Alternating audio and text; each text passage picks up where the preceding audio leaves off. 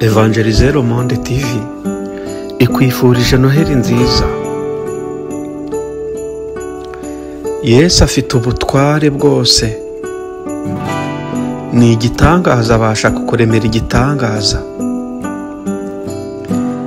Ni umujyanama n'Imana ikomeye, ni data wa twese, ni umwami w'amahoro. Tunga Yesu mu bugingo bwawe, uzabaho wuzuye. Noheli nziza n'umwaka mushya muhire wa 2021. Evangeliser le Monde.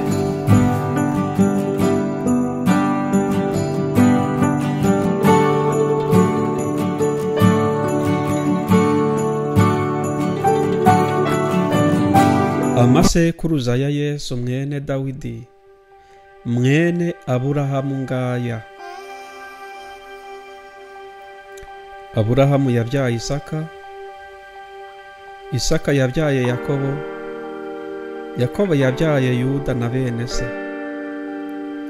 Yuda yabyaye Peresi na Zera kuri Tamari.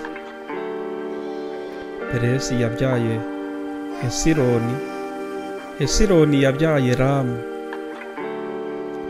Ramu yabyaye Aminadabu, Aminadabu yabyaye Nahashori, Nahashori yabyaye Salumoni, Salumoni yabyaye Bowazi kuri Rahabu, Bowazi yabyaye Obedi kuri Rusi, Obedi yabyaye Yesayi, Yesayi yabyaye umwami Dawidi, Dawidi yabyaye Salomo kuri muka Uriya, Salomo yabyaye Rehobowamu, Rehobowamu yabyaye Abiya, Abiya yabyaye Asa, Asa yabyaye Yehoshafati, Yehoshafati yabyaye Yoramu, Yoramu yabyaye Uziya, Uziya yabyaye Yotamu, Yotamu yabyaye Ahazi, Ahazi yabyaye Hezekiya, Hezekiya yabyaye Manase, Manase yabyaye Amoni, Amoni yabyaye Yosiya, Yosiya yabyaye Yekoniya na bene se.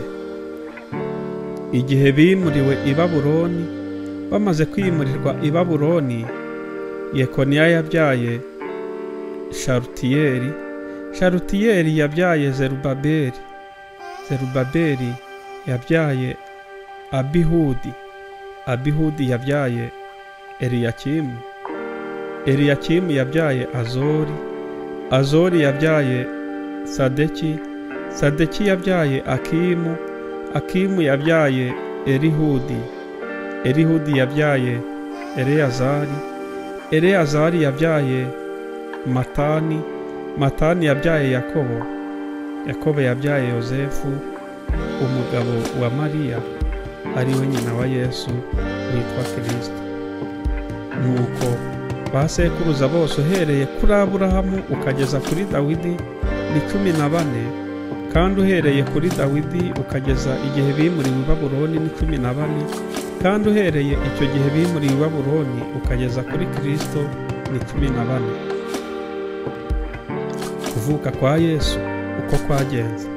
Kuvuka kwa Yesu Kristo kwagenze gutya: nyina Mariya yari yarasabwe na Yosefu, ariko yari ataramurongo. Babona afite inda y'umwuka wera. Umugabo we Yosefu kuko yari umukiranutsi kandi adashaka kumukoza isoni ku mugaragaro, yigira inama yo kumubenga rwihishwa.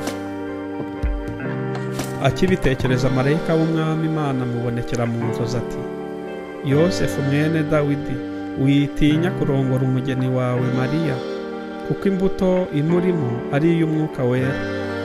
Azabyara umuhungu, uzamwite Yesu, kuko ari we uzakiza abantu be ibyaha byabo. Nuko ibyo byose byabereyeho kugira ngo ibyo umwami Imana yavugiwe mu kanwa k'abahanuzi bisohore, ngo dore umwami azasama inda, kandi azabyara umuhungu, azitwa Emanueli. risobanurwa ngo Imana iri kumwe natwe. Yosefu akangutse abigenza uko marayika w'umwami Imana yamutegetse, arongora umugeni we, ariko ntibaryamana, arinda ageza igihe yabyariye umuhungu, amwita Yesu. Amen.